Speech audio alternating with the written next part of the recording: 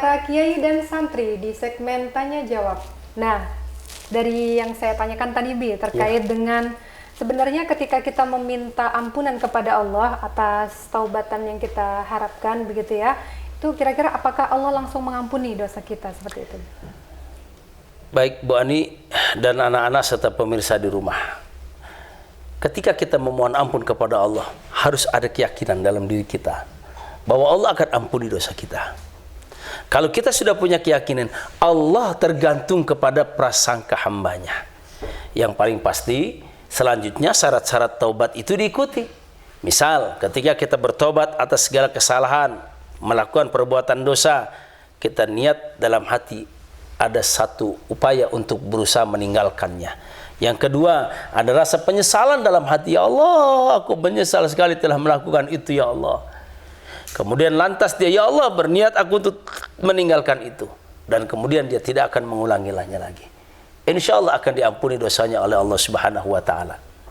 Sebab apapun yang diminta kepada Allah terkait kezaliman kita terhadap Allah Subhanahu wa Ta'ala dengan sifat rahmannya Allah, kecuali ada pengecualian nih Bu Ani, kalau itu kezaliman bentuknya terhadap sesama manusia, misalnya melakukan ghibah, mengejek, ngebully. Nah, anak-anak santri suka ngebully nih Bu, suka ngata-ngatain dengan kata-kata yang tidak pantas, ya, memanggil dengan nama-nama yang buruk sehingga ya sakit hati, merasa terzolimi.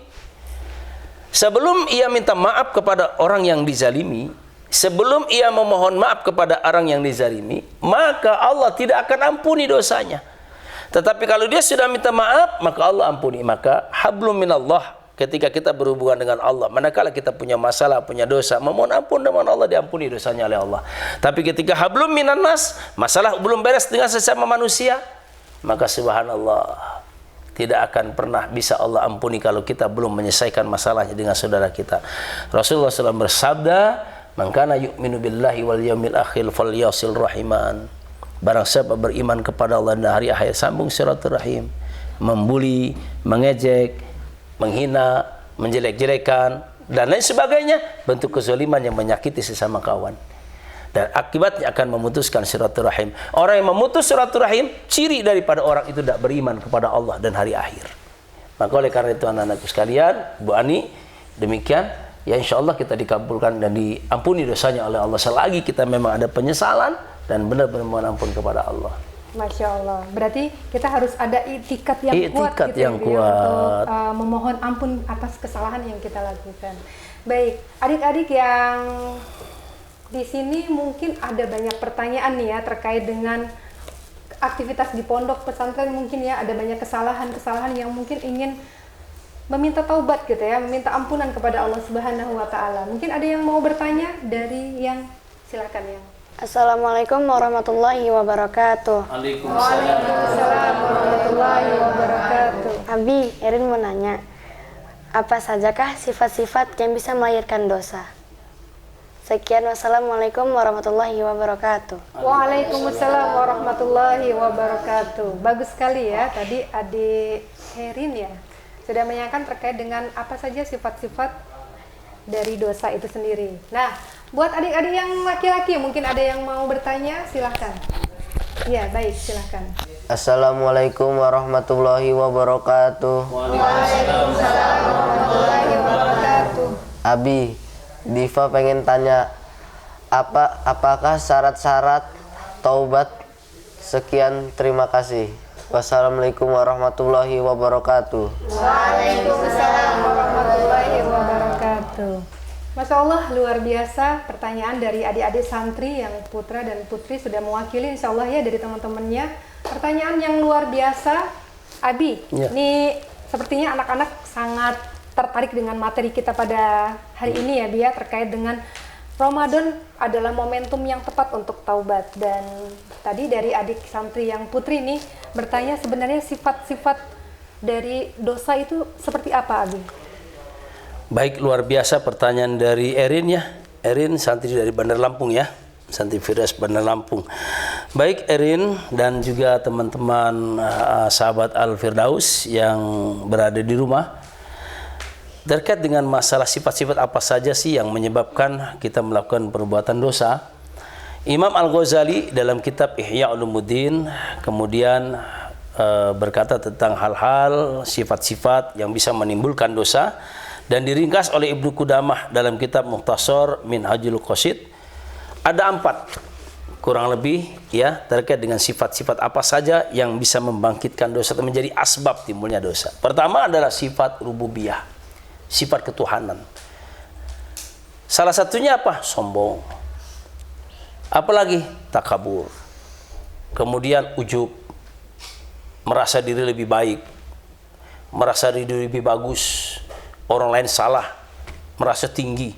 Itu adalah sifat-sifat rububiyah. Jika kita memiliki sifat-sifat itu dan itu kita pelihara dalam kehidupan kita, maka sudah barang pasti kita sudah berdosa. Sebab yang memiliki sifat sombong, merasa lebih bagus, lebih baik, itu hanyalah Allah Subhanahu wa taala. Yang maha tinggi hanyalah Allah. Yang maha segalanya adalah Allah. Kita adalah manusia, hambanya, makhluknya yang tidak boleh memiliki itu. Kita harus rendah diri. Kemudian yang kedua sifat apa? Syaitaniyah. Salah satu sifat syaitaniyah apa? Salah satunya juga takabur. Kenapa setan pada saat itu tidak mau sujud di hadapan Adam? Karena kesombongannya. Dia merasa lebih baik daripada Adam, karena dia diciptakan dari api, sementara Adam diciptakan dari tanah. Api lebih baik daripada tanah menurutnya. Akhirnya dia tidak mau menuruti perintah Allah. Karena apa? Karena kesombongannya. Melakukan kemaksiatan, minum arak dan sebagainya, bermabuk-mabukan, itu adalah merupakan sifat yang didorong oleh bisikan-bisikan setan. Apalagi sifat bahimiyah, memperturutkan hawa nafsu. Coba setan, hewan, binatang, hidupnya hanya memperturutkan nafsu, makan, kawin, ya kan, berantem dan sebagainya. Manusia pakai akal, mau makan di saat kita lapar, berhenti sebelum kenyang kata Rasulullah. Mau kawin harus dia menikah. Kemudian sifat-sifat bahimiyah yang tidak boleh kita ikuti dan harus lari daripada berbeda dengan kita sebagai manusia, banyak hal. Artinya segala sesuatu tidak boleh memperturutkan hawa nafsu, tidak seperti hewan. Kemudian sifat apa lagi? Sobiyah. Apa itu? Kebuasan, membunuh, menyakiti, ya. Itu ada sifat-sifat buas. Rasa tega kepada orang lain ketika melakukan kejahatan orang lain, itu juga ada sifat buas. Jika 4 sifat ini ada pada diri kita dan itu kita pelihara, maka kita akan terus menjadi pendosa. Na'udzubillah min dzalik, summa na'udzubillah. Semoga Allah melindungi kita dari sifat-sifat ini. Ya, Bu Ani, baik. Luar biasa ya Bi ya, tadi sudah dipaparkan dan harapannya nanti anak-anak jadi makin paham terkait dengan sebenarnya sifat-sifat para pendosa itu seperti apa, dan semoga kita berdoa sama Allah semoga kita dijauhkan dari sifat-sifat pendosa itu tadi. Baik, pertanyaan yang kedua dari Ananda Dipa ini Bi, Ya. berhubungan dengan bagaimana cara untuk bertaubat Ya. gitu ya. Baik Bu Ani, Dipa, Abi sudah sampaikan tadi di awal terkait dengan cara-cara kita bertobat. Kita sebagai hamba Allah tidak luput dari dosa. Pertama apa? Menyesali akan dosa yang kita lakukan. Dipa pernah nggak punya salah dengan bapak? Banyak. Suka membentak nggak? Suka menyakiti tidak? Kira-kira kamu nyesal nggak? Nyesal.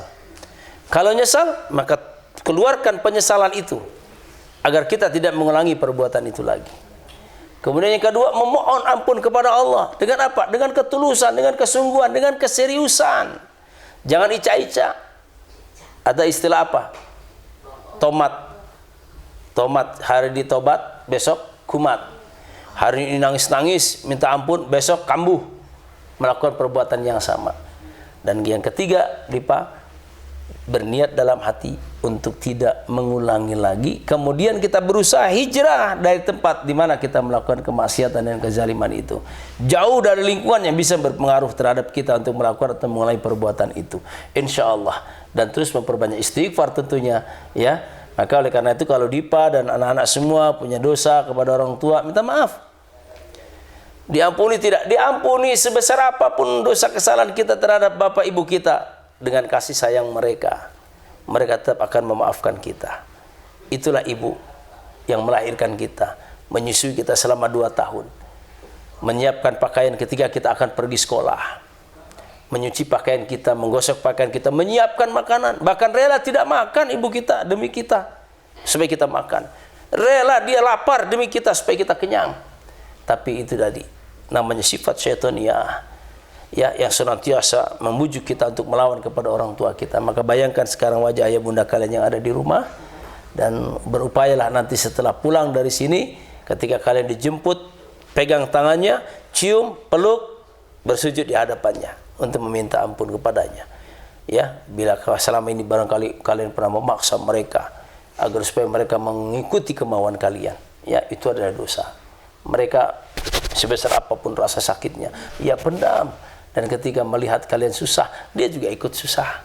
Itulah ibu, itulah orang tua kita. Ya, nah ya, itu kiat-kiat untuk kita bertobat kepada Allah Subhanahu wa taala. Terima Masya kasih. Allah, terima kasih Abi. Semoga adik-adik semua yang ada di sini juga puas dengan jawaban dari yang Abi sampaikan. Dan pemirsa dimanapun berada, kita akan lanjut setelah yang satu ini.